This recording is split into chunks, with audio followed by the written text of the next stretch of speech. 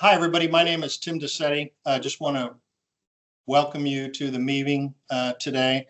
You know the old saying, there's only two things certain in life, and that's death and taxes. So, hey, to brighten up your Wednesday, we're going to talk about both of those today. So this should be a pretty exciting meeting. Just a reminder, today's meeting is being recorded. As well, at the end of this meeting, we're going to share with you a disclosure.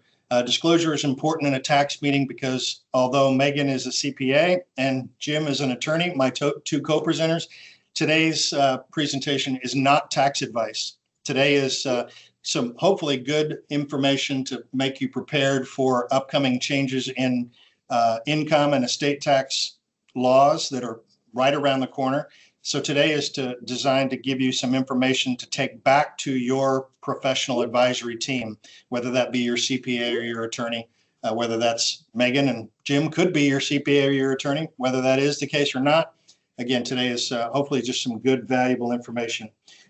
Another administrative item I'd share with you is that we will recap today's meeting in a short video, and we'll share that with you. We'll be posting that on LinkedIn, and we'll be sharing that with you privately so that you can go back to this presentation and watch it again if you'd like to, and it'll direct you to our website where this update will be stored, as well as the other updates that we do.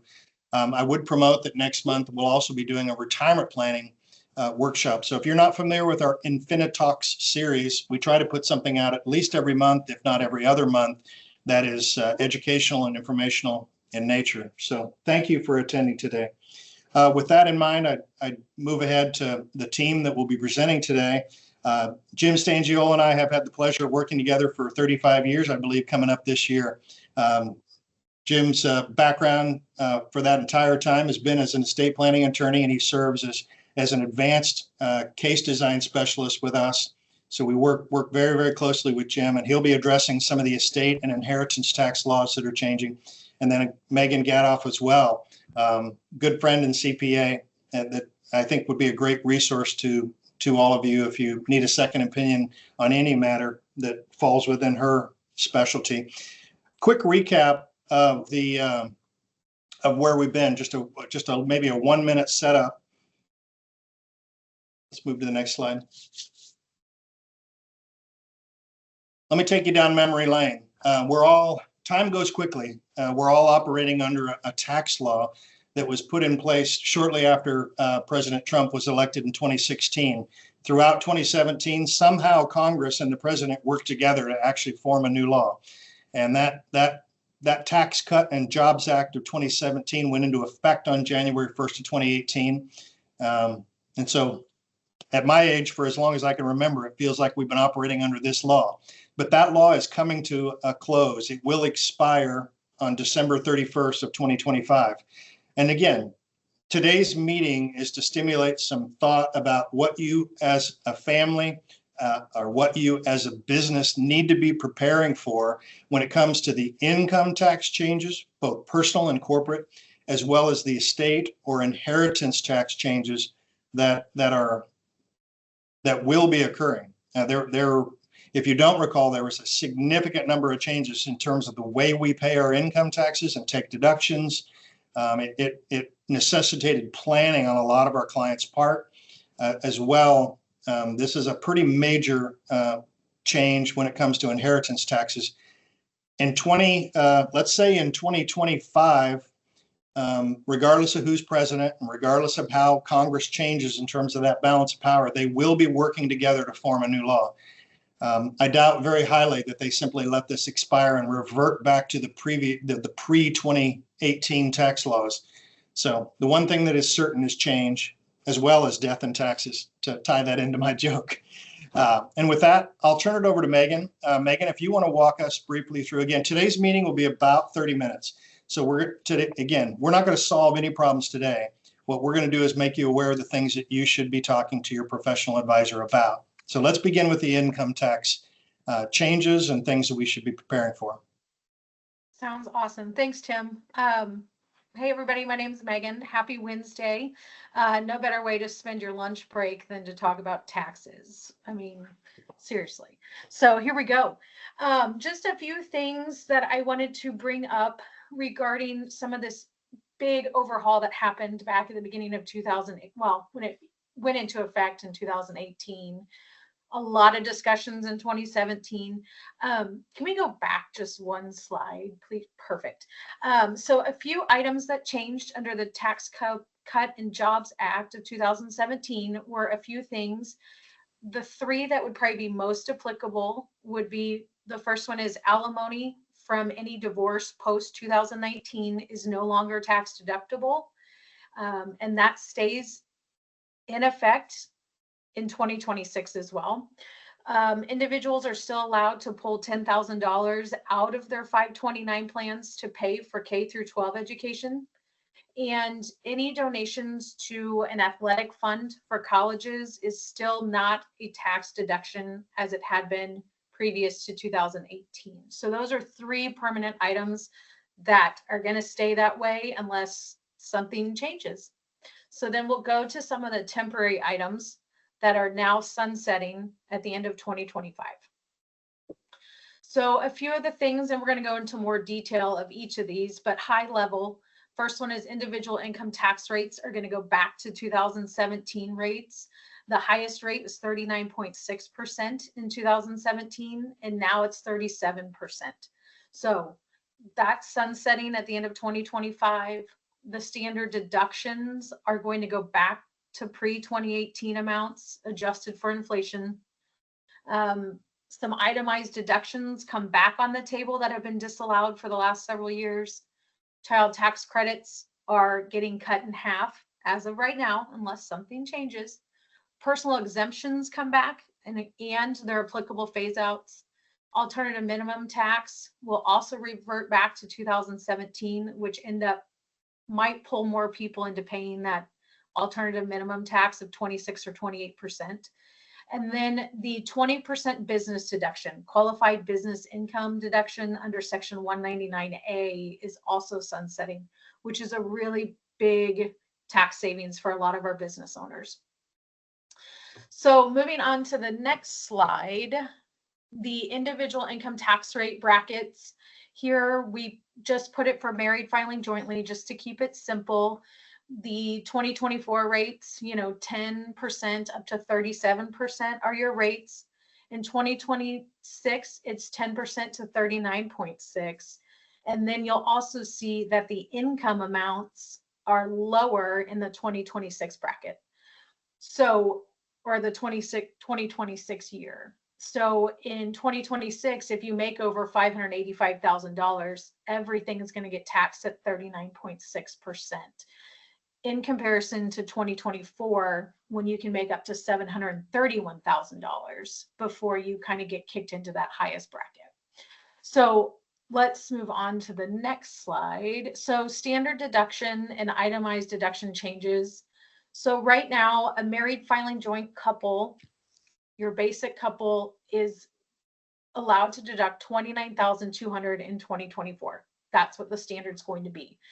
If we go to 2026 and there's no inflation, it would be about $14,600. So about half of what it has been. But some of those itemized deduction limits come back onto the table. So currently, your state and local taxes are capped out at $10,000. This includes all of your state taxes that you pay, personal property, real estate, your state withholding on any W-2s or 1099-Rs, anything along those lines is you cannot deduct more than $10,000 right now, and that all becomes eligible deductions again in 2026.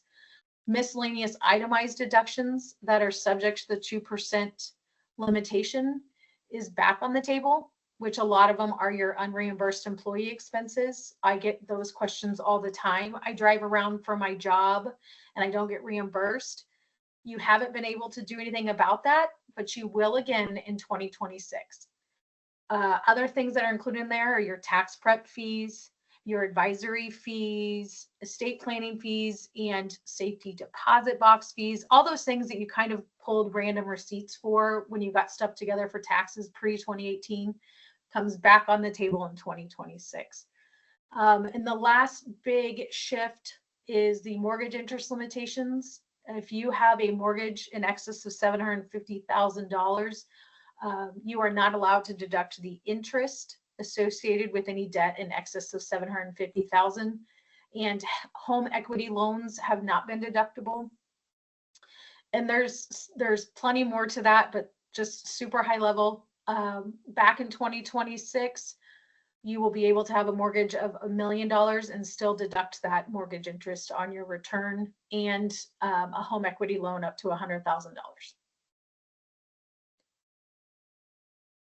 So a few other things that are changing is the current tax law is $2,000 per child for a child tax credit.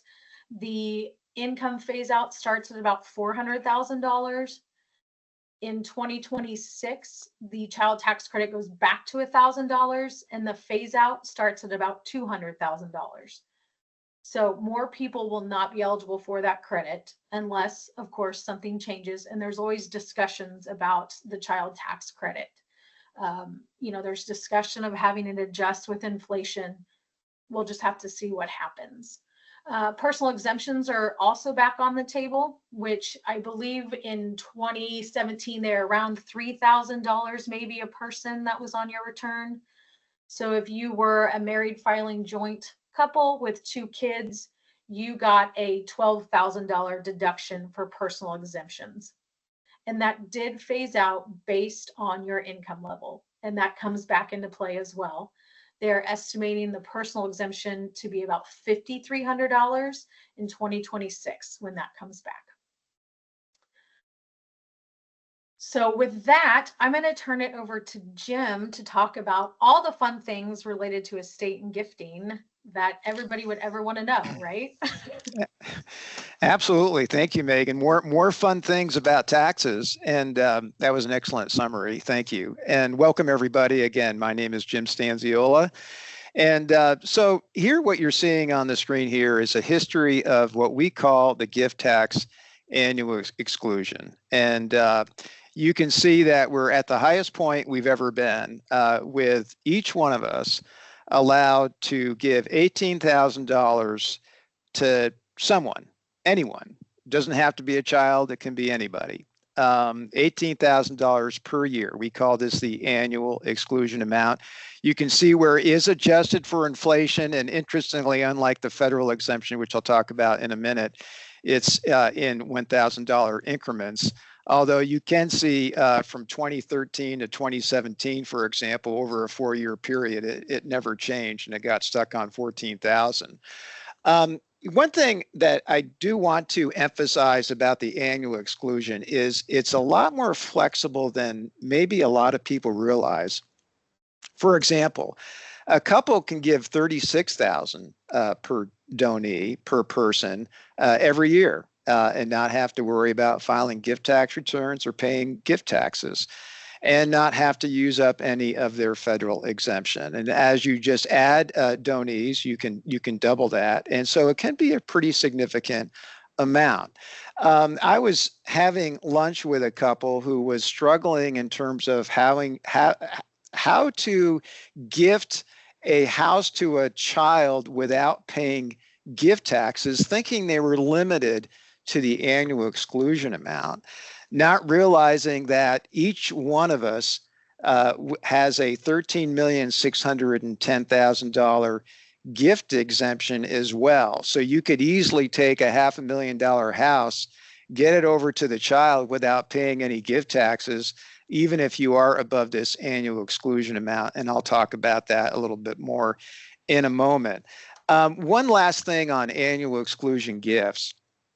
Keep in mind that you not only have the $18,000 per person amount, but you can freely gift any amount to pay for medical expenses for someone. You need to make that payment directly to the medical provider, but you are not capped on that in terms of having any limit with respect to gifting for someone related to those types of reasons.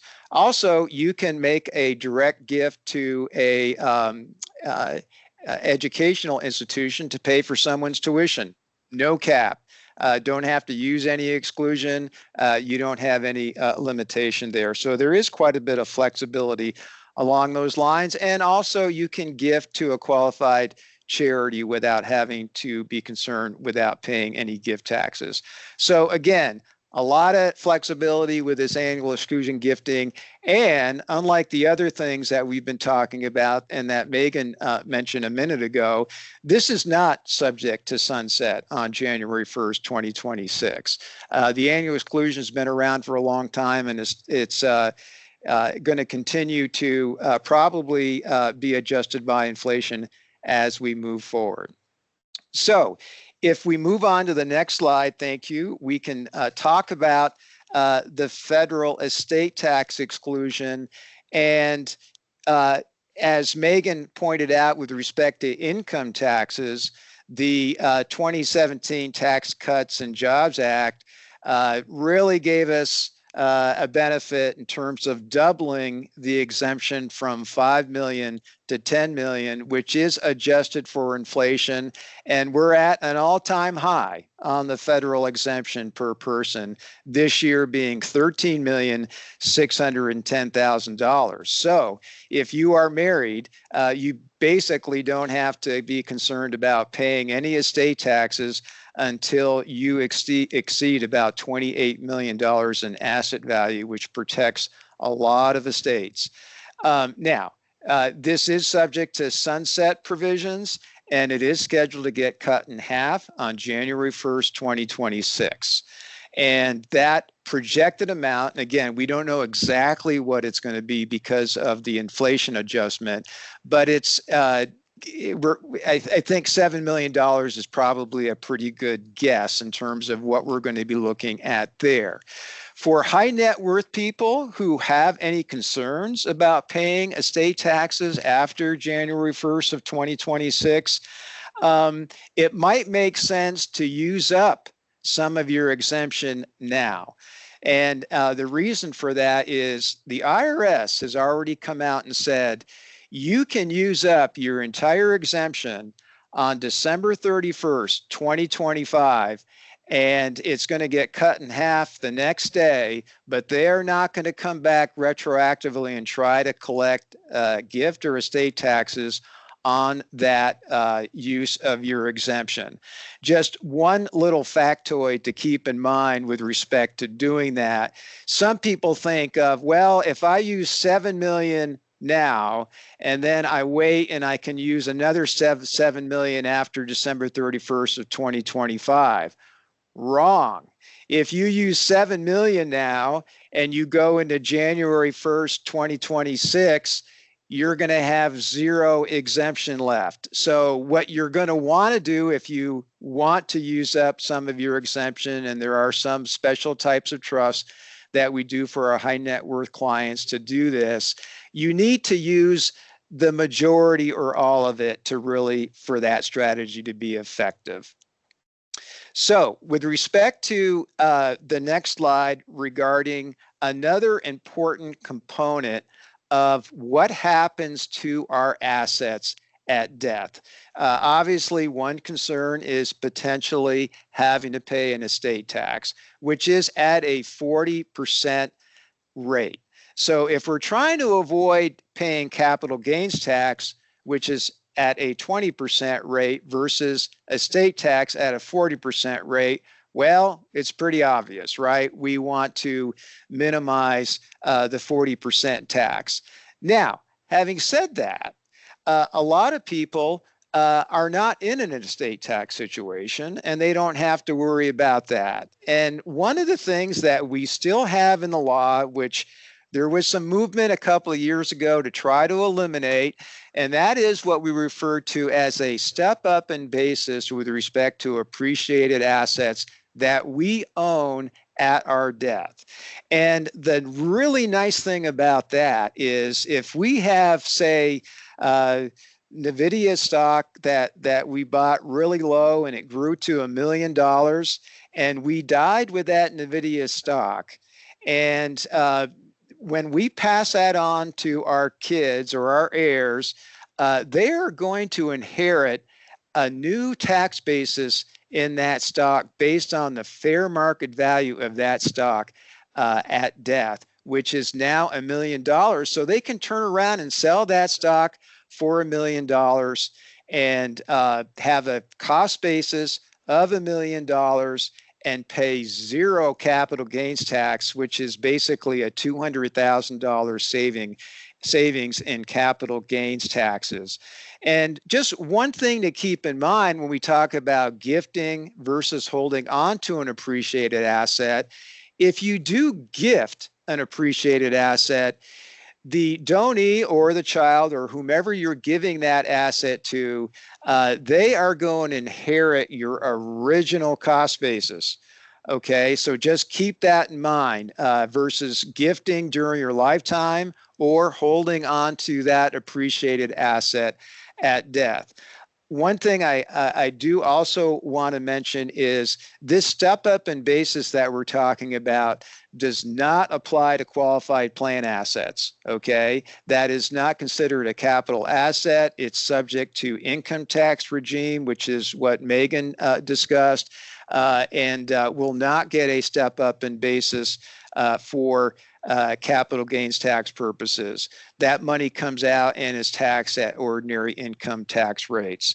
So you don't have that benefit. Now, what is in the law in terms of gifting from a qualified plan, you can make a distribution from a qualified plan to a charity if you are over 70 and a half up to $105,000. Okay, but you need to be over 70, you need to be 70 and a half or over in order to be able to take advantage of that. Otherwise, just beware that if you want to gift an asset that is held in a qualified plan and you have that distributed to you to gift to somebody else, you're going to be taxed on that. You'll get a tax deduction, but it might throw you into a higher tax rate. The last thing I want to mention with respect to this subject is what a lot of people don't realize is there are some strategies that you can do with respect to this step up in basis with respect to an appreciated asset. And I'm going to refer to this particular strategy as step up upstream. I should probably patent that phrase, kind of like Pat Riley patented the three-peat. You know, when the Chiefs win the Super Bowl next year, he's going to get a lot of money for patenting that phrase. But what I mean by step up upstream is this. You can actually take a highly appreciated asset and you can give it to a parent or a grandparent. And at their death, when you receive that asset back from them, you're going to get stepped up in terms of cost basis with respect to that asset.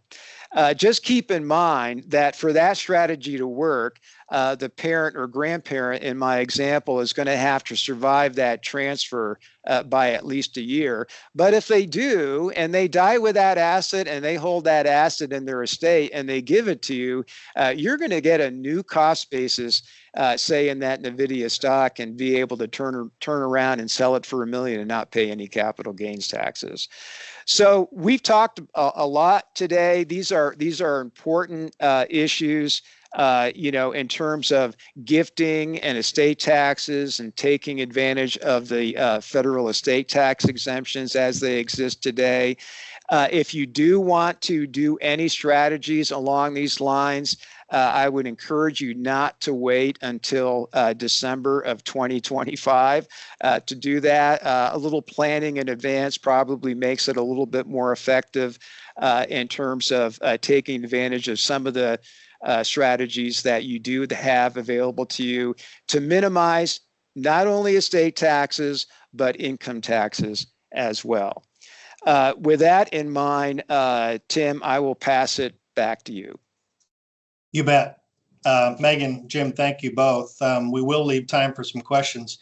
Obviously, and again, I hope you, as an attendee to this meeting, I hope you appreciate the brevity of the meeting in the sense that these changes are numerous. There are significant moving parts. in that income tax law, Megan. I mean, I am, it feels a little overwhelming, but the reality is, look how calm Megan is sitting there. As a CPA, she's literally sitting there doing nothing right now, right? Because April 15th tax filing's gone. Everybody filed their taxes on time. She has all kinds of time to help you evaluate. I'm kidding. Whether it's your CPA or Megan, it is a better time now to start that conversation and talk about those potential changes. We have the software to be able to project forward and start to show you what the impact of those laws are going to be on your income tax situation. I've been running that evaluation for a number of my clients, and unfortunately, the indication is that their income taxes are going to go up when we revert to that law. Now, we all have to sit on the edge of our seat and watch Congress wrestle over what the new law will be. And it's pretty safe to say there will be a new law, which again means change. But I think we have to prepare for the worst and hope for the best, but don't just sit idle. The purpose of today's meeting to talk about something that ends 18 months from now really is just to get that conversation started. At the same time, every one of our clients, when it comes to gifting assets or planning to have their children inherit the assets, again, whether that's during lifetime or at death, you really do have to wrestle between whether you pay a capital gains tax or whether you pay an inheritance tax. And in some cases, with really good planning, you don't need to pay either.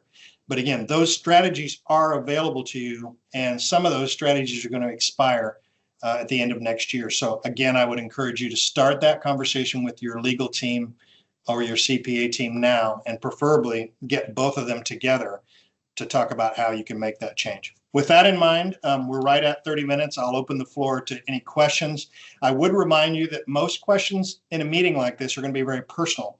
So if it's a personal question to your own situation, again, that's the reason that Jim and Megan's contact information is available on the screen. So take your phone and take a quick snap of that. Otherwise, know that we will be sending you out a recap. You can, maybe that'll stimulate a reminder to reach back out to us. So again, any general questions, we're more than happy to take those now. If Kimberly, if you can turn everyone's microphone, you can then self-select if you want to turn off your mute as an attendee. Yeah, at this time, everyone has the option to unmute, so you can just press that mic button if you have a question.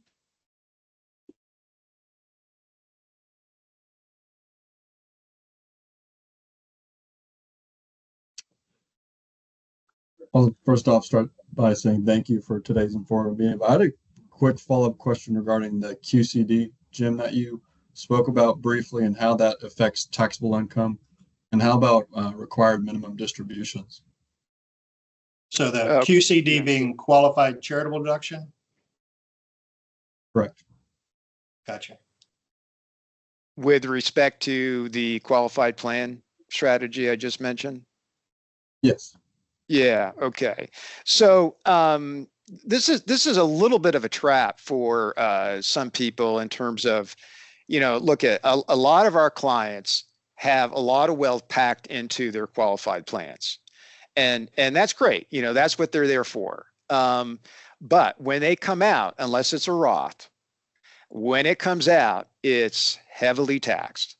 And so people look at that and say, okay, I've got a lot of wealth, which is a nice problem to have.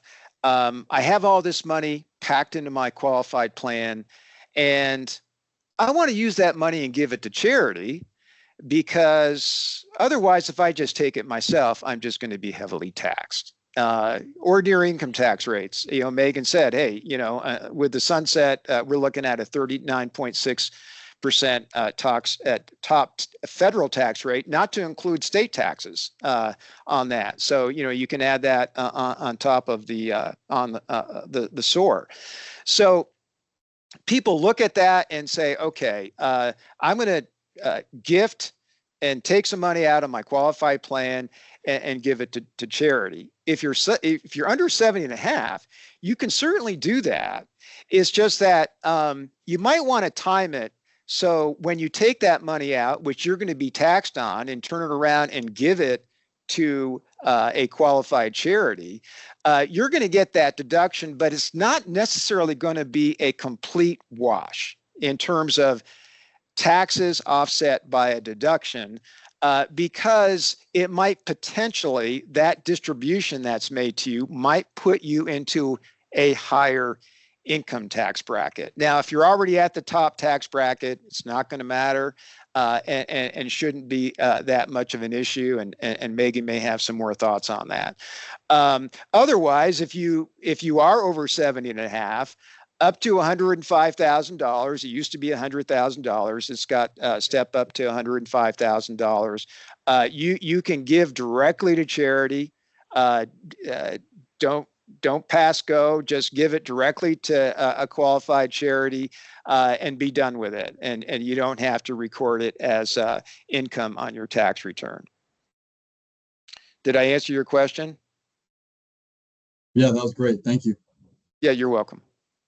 Yeah, this is particularly important when our retired clients, the vast majority of retired clients lose that ability to itemize their deduction. And they certainly take that 29,600, I believe you said it was, standard deduction that's available to us all.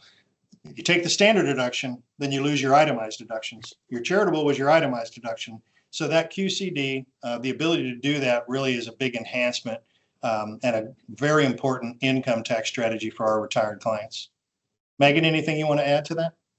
No, 100%. I agree. It's a great tool to do your donations without having to pick up the income. And most everybody's taking standard deduction. Could be a different conversation in 2026 when everything reverts back. Great. Anybody else want to ask a question today? I think somebody's got their hand up or something. Perfect. Yep, this is Bill. I have my hand up, and this is directed at Jim. I forgot your patented phrase, step up, step up. I do remember Step Pat up Riley. upstream. Step up upstream. There you go. Yeah. Okay. So just I want to run this through. Not that I have $100,000 in NVIDIA stock, but if I did, Yeah. two questions. One is there a limit at what the value of that stock is when I gift it to my 91-year-old mother? And the second question is, Okay. what if she doesn't live a year? Yeah, so if she doesn't live a year, you're just not going to get this. You're still going to get the stock back. You're just not going to get the step up. You're gonna have your original cost basis. So nothing venture, nothing gain, arguably on that. And you don't necessarily want to put your 91-year-old grandparent in an estate tax situation either. But this is assuming that nobody's in an estate tax situation, okay? And that you can, as far as answering your question, Bill, with respect to, what's the limit here? Well, I would say the limit might be, $13,610,000, which is the maximum gifting amount, the gift exemption.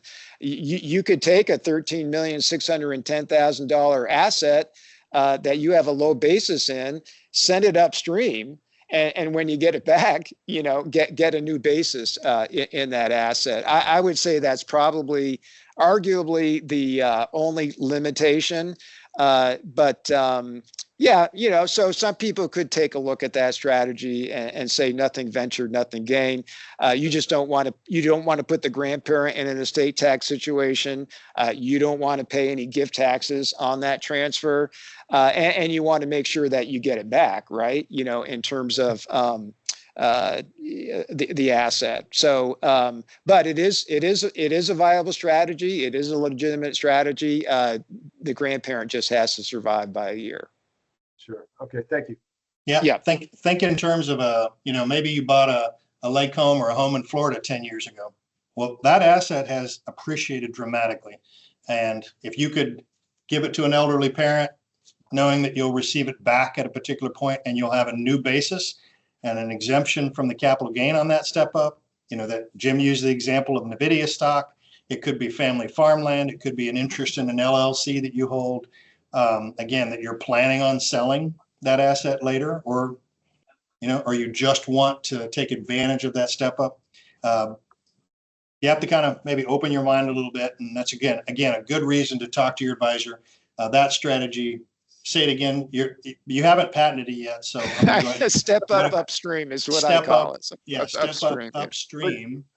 And just so I'm clear, essentially, the only limit is the estate value, the 13.6 million. So as Right. it is today. So basically, I could, if that home in Florida was worth $13 million, you can gift it to the elderly grandparent with the hopes that you get it back. But that really, but then that elderly grandparent is facing the estate tax, the 13.6 million again, as it stands today, if I understand, correct? Yeah, you don't want to put, I mean, if they have $5 million in assets or something along those lines, you don't want to put them over the top in terms of potentially having to pay any estate tax. But you're still going to have a lot of maneuvering room, and this is the huge advantage that we have right now with this really all-time high federal estate exemption and gift exemption. It's unified, and it's really, when you compare it to going, I've been around long enough to know this, but when you compare it to going into the year 2000, when each one of us only had a $600,000 exemption, it's just really opened up the door for a lot of things like this. If only I had these problems. Okay, thank you, appreciate it. These are good problems to have, correct? Yeah, for sure. As a practical reality, think in terms of, this could be $100,000 asset or something you only have 100,000 to gain in. It all matters, and these are things that can move the needle. Great suggestion, Jim. Other questions, folks?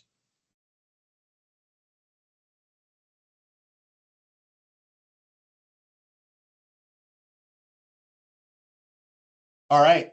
As a reminder, today's disclosure, what we gave today, all these good ideas, we're not direct tax advice. This is not meant to be a tax advice workshop.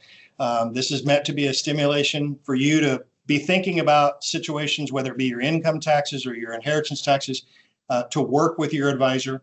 Both Megan and Jim, again, I've worked with them for a long time. Part of our job is to work with your existing advisors. So if you have questions and you want Jim or Megan to consult with you and or your advisor, we're more than happy to do that. But bring any other questions you have directly to the financial advisors here at InfiniTALKS. We're really pleased that you have. And again, reminder, we'll do a retirement workshop in next month in August. We're also going to be in September doing a Medicare workshop, because we're going to get into Medicare and re-enrollment season. And we'll have one of our national experts talking about what you need to think about there. And our team will put together a short recap and direct you to the website. So if you want to go back and watch any of today's presentation again, you can definitely do that. One last call for questions, and then we'll close it out for today. All right, folks, thank you again for attending. On behalf of everyone here at InfiniTALKS, Megan, Jim, thank you for all that great information, and for Kimberly running the show today. Appreciate it so much.